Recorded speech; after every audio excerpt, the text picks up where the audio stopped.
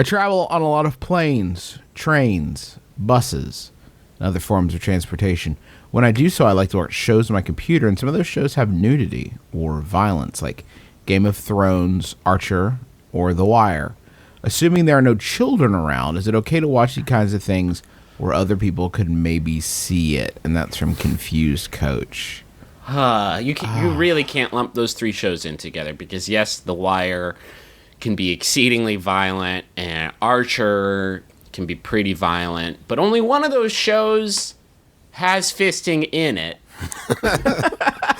I feel like Game of Thrones, though, at this point has entered into the public zeitgeist enough that like someone would like see the shit that goes on in that show, but then go, well, it's Game of Thrones. What would you expect? Nah, there are some scenes of nudity that are lengthy enough that I would become uncomfortable if someone in the seat next to me was watching and enjoying them. Well, at that point, you just slightly turn the screen towards them and then just stare into their eyes. Hubba hubba, right? She's elbow deep.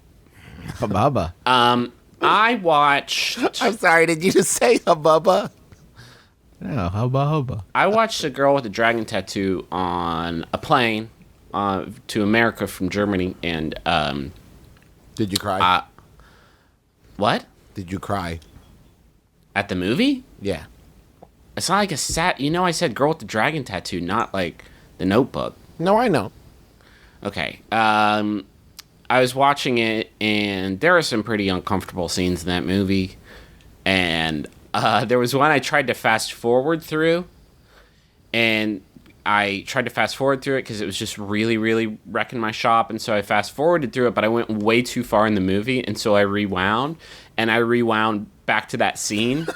And I said, oh, fuck. And so I fast forwarded again and I went way too far again. And so I rewound right back to that scene again. So I did myself. To a casual observer.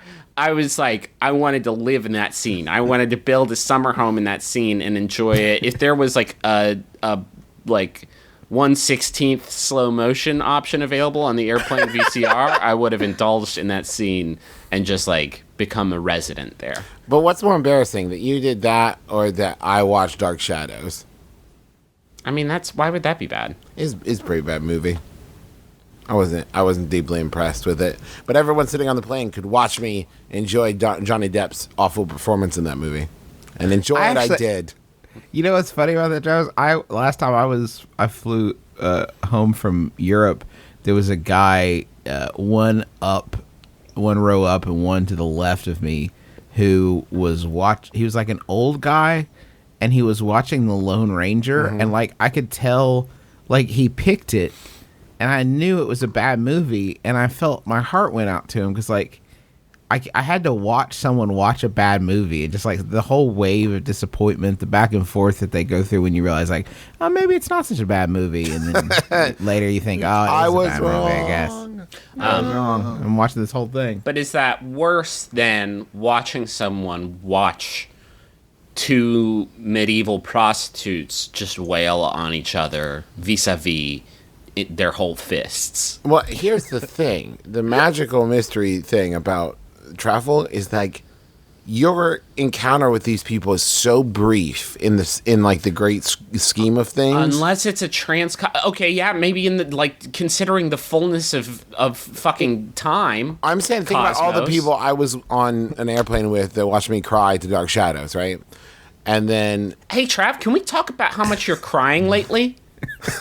Because it's like a lot. Listen, it's a common phenomenon that when you watch the movies on the plane, I don't know if it's the air pressure or like the oxygen they pump in, but people tend to have stronger emotional reactions to shit that they would not feel in real life. I think if you're watching extended scenes of nudity on a plane, it's creepy. I think so. Personally, I think it's something you should not do. The other people around you, I mean, even if they're not children, like they may just like not appreciate that, or maybe like, I don't know, spoilers, you know? There should be software embedded on each plane. I watched Iron Man 3 on a plane, and it was like, Iron Man 3 Plane Edition by which I mean all the scenes of helicopters exploding, and basically that whole scene where the plane explodes in the sky and Iron Man has to catch all those people are gone, and the movie is 40 minutes long.